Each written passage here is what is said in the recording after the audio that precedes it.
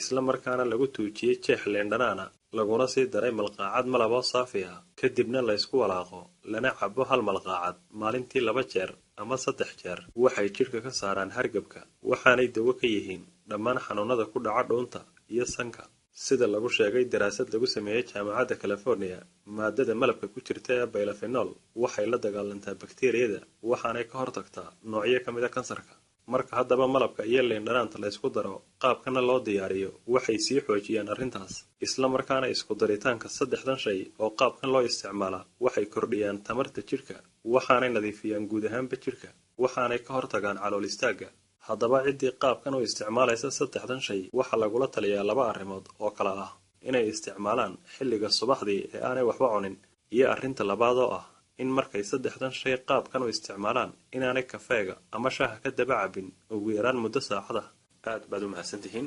wajazaakumullahu khayran wassalaamu calaykum waraxmatullaahi wabarakaatuh